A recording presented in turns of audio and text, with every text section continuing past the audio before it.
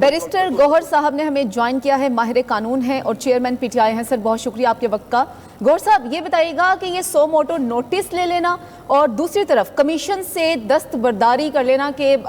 تصدق حسین صاحب کا انہوں نے خط لکھ دیا ہے کہ میں بالکل معذرت کرتا ہوں اور میں نہیں اس کو چلا سکتا، تو آپ بتائیں کہ اس ساری سچویشن میں آپ کیسے دیکھ رہے ہیں اس سب کو؟ دیکھیں، جہاں تک تصدق جیلانی صاحب کا ہے تو یہ تو ان کی اپنی ثوابدید ہے کہ وہ کمیشن کا سربراہ بنے یا نہ بنے۔ انہوں نے انکار کر لیا اور بڑے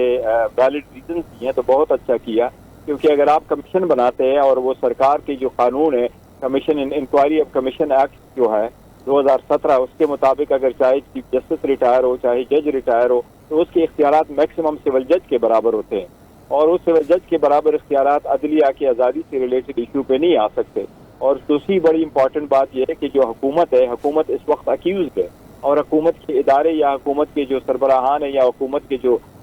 لوگ ہیں، سول سرونٹ ہے، وہ اس وقت اکیوز کے طور پہ دیکھے جا رہے ہیں، کیونکہ جن لوگوں نے انٹرفیئرنس کی ہے۔ اس لیے حکومت کے لیے مناسب نہیں ہے کہ وہ خود POR ٹرے کر کے کہے کہ ان پوائنٹس پہ آپ انکوائری کرے، اور ساتھ یہ بھی کہے کہ یہ الزامات، اور ساتھ ہی وہ ریجیکٹ بھی کرے کہ ہم اس الزامات کو ریجیکٹ کر دیں۔ اس لیے سپریم کورٹ کے لیے لازم تھا کہ کرے۔ البتہ سپریم کورٹ کو چاہیے کہ سابقہ ادوار میں بھی ایسا ہی ہوتا رہا ہے کہ عدلیہ کی آزادی کی جب بات آئی ہے تو منیمم 9 اور 12 ججز نے اس کیس کو دیکھا ہے، تو سپریم کورٹ کو بھی چاہیے کہ بجائے 7 ججز کے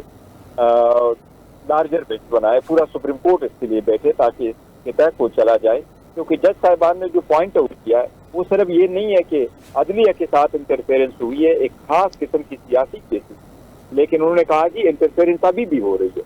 اس لیے عدلیہ کو انٹرفیئرنس سے پاک کرنا، اس کے لیے کیا اقدامات ضروری ہے، وہ سپریم کورٹ اپنے موٹو پاور میں جو بہت ذہین پاور ہے، زیادہ پاور ہے، واسٹ پاور ایکسرسائز کر سکتی ہے۔ سپریم کورٹ کے لیے لازم ہے کہ اس پہ اختیارات استعمال کرتے ہوئے ایسے اقدامات کرے جس سے عدلیہ، اور وہ صرف یہ کہ وہ صرف اسلام آباد ہائی کورٹ کا ایشو نہیں ہوگا، یہ پشاور کا بھی ہے، یہ لاہور کا بھی ہے، یہ بلوچستان اور سندھ کا بھی ہے۔ صحیح۔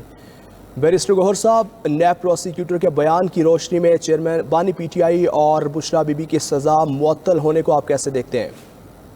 دیکھیں، یہ تو ایک انلیگل اور ان لافل ججمنٹ تھی۔ جج صاحب 10 12 گھنٹے ٹرائل کرتے تھے، کراس کا موقع نہیں دیا تھا، ایویڈنس پروڈیوس کرنے کا موقع نہیں دیا تھا، اور ابھی پروسیڈنگز ہو ہی رہی تھی کہ انہوں نے ججمنٹ اناؤنس کر دی تھی، تو یہ ججمنٹ تو کمپلیٹلی انلیگل تھی۔ میں تو سوچتا تھا کہ جسٹس کو چاہیے تھا کہ نہ صرف سزا کو سسپینڈ کرے بلکہ اس کو پوری ججمنٹ سسپینڈ کرنے چاہیے،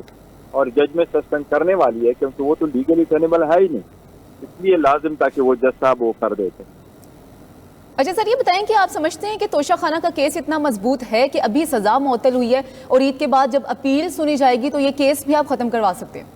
انشاءاللہ تعالیٰ بالکل ہو جائے گا، بالکل ہو جائے گا۔ دیکھیں، اس میں خان صاحب کے خلاف بھی تو کوئی کاروائی نہیں ہے، انہوں نے تو پہلا کیس آپ ان کو بتائے جو توشہ خانہ کے ساتھ دلاور کے سامنے تھا یا ایون الیکشن کمیشن میں تھا۔ دوسری بات ہے کہ بشرا بی بی کا تو دور دور تک اس کے ساتھ کوئی تعلق نہیں ہے۔ بشرا بی بی کا نام جو لسٹ آف گفٹ ہے اس میں نام نہیں تھا، اس نے گفٹ لیا نہیں ہے، اس نے گفٹ بیچا نہیں ہے، اس نے پیسے دیے نہیں ہے، اس نے پیسے لیے نہیں ہیں، انہوں نے ٹیکس جمع نہیں کیا۔ الیکشن کمیشن کے پاس جو ریکارڈ آیا تھا اس میں بشرا بی بی کا نام نہیں تھا، جو کیبنٹ ڈویژن کے پاس ریکارڈ آیا تھا اس میں بشرا بی بی کا نام نہیں تھا۔ دلاور کے سامنے ہمایون دلاور صاحب کی کورٹ میں جو ریکارڈ آیا تھا اور کیس ہو رہا تھا اس میں بھی بشرا بی بی کا نام نہیں تھا، بلکہ 342 کی اسٹیٹمنٹ جو بیان ملزم ریکارڈ کرا رہے تھے، تو سرکار کا اپنا ہی کیس ہے کہ ان کا بی بی کے ساتھ تعلق کوئی نہیں ہے اس کیس کا، اور پھر بھی ان کو سزا دی۔ یہ تو صرف پولیٹیکل وکٹمائزیشن کر رہے تھے، اور پولیٹیکل وکٹمائزیشن کا ایک حصہ تھا جو یہ سارا کچھ انہوں نے کیا تھا، تو یہ میں سمجھتا ہوں 100% یہ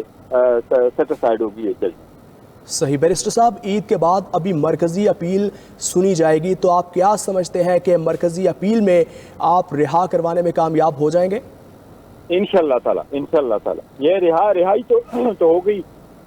جب سینٹینس سسپینڈ ہو جاتی ہے تو وہ رہائی ہوتی ہے، بیل ہی ہوتا ہے، لیکن میں کہہ رہا ہوں جو ساری ججمنٹ سیٹسفائیڈ ہو جائے گی وہ انشاءاللہ تعالیٰ سنی جائے گی تو سیٹسفائیڈ ہو جائے گی۔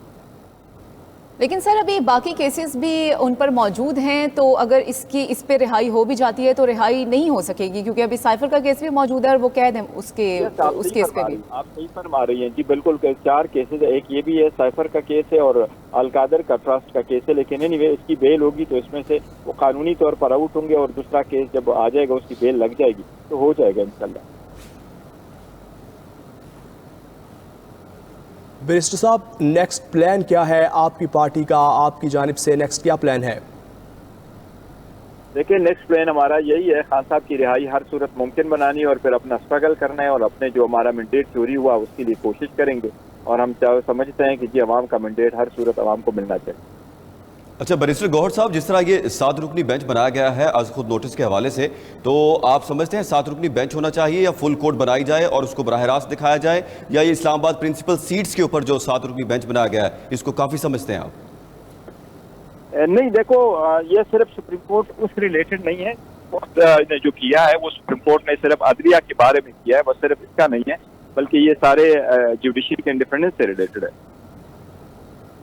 जी बैरिस्टर गौहर साहब, अब आपका जो एक मुतालबा था कि ये जो कमीशन बनाया गया है इसको हम मुस्तरद करते हैं, और उसके बाद आज कमीशन के जो सरबराह बनाए गए थे उन्होंने भी माजरत कर ली है, तो अब आज खुद नोटिस ले लिया गया है, तो अब जो कार्रवाई होगी, जो तमाम तर सूरत हाल सामने आएगी, उससे पीटीआई मुतमईन होगी? हमें उम्मीद है इंशाल्लाह सुप्रीम कोर्ट के सारी कार्रवाइयों से हम मुतमईन होंगे। अलबत्ता हमारी सिर्फ इस्तदा ये है कि सुप्रीम कोर्ट जो 5-7 मेंबर बेंच है, मैंने पहले भी अर्ज किया कि वो खुद सारे सुप्रीम कोर्ट के फुल कोर्ट बैठे या मिनिमम 9 और 12 जजेस साहबान बैठे। पहले भी ऐसा ही होता रहा है, जब भी अदलिया की आज़ादी रिलेटेड केस आया है 96 से आप शुरू करें, वो सारे मोर देन 7 जजेस बैठे हैं और उन्होंने फैसला। इसलिए हमारा भी यही इस्तदा है सुप्रीम कोर्ट से कि सारे जज साहबान बैठ करके इसको देखी, क्योंकि ये जो मैटर है वो सिर्फ ये नहीं है कि जज के साथ इंटरफेरेंस हुई है, बल्कि उनकी प्राइवेसी रिलेटेड, बल्कि वो कहते हैं अदलिया की आज़ादी के साथ हुई है और वो हो रही है। तो लाजिम है कि सुप्रीम कोर्ट लार्जर बेंच बैठे और इसके लिए इकदाम करें।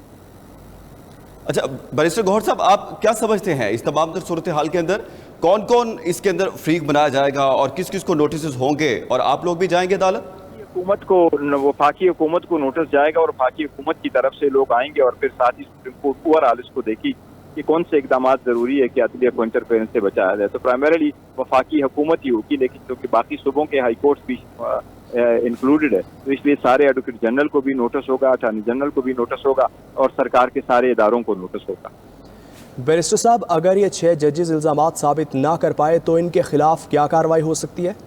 नहीं, देखिए, 6 जजेस की जो इल्जाम लगाता है उसके खिलाफ आप कार्रवाई नहीं करते। ये जजेस साहिबान ने किया, ये कहना ही नहीं चाहिए कि जज साहिबान अगर साबित ना कर पाए। उन्होंने एक स्टेटमेंट दी है, जज साहिबान ने दिया, आपको याद होगा इफ्तियार मोहम्मद चौधरी साहब ने जो पहले स्टेटमेंट दी थी एक, और उन्होंने कहा था कि मुझे जब कैंप ऑफिस सदर के कैंप ऑफिस पिंडी बुलाया गया तो मुझे कैसे ट्रीट किया गया। सुप्रीम कोर्ट ने उसकी स्टेटमेंट को उठा करके देखा था और बड़ा सीरियसली उसको देखा था। तो इसलिए ये सुप्रीम कोर्ट भी स्टेटमेंट को बड़ी तफसील के साथ देखेगी, क्योंकि अदलिया की आज़ादी एट स्टेक है।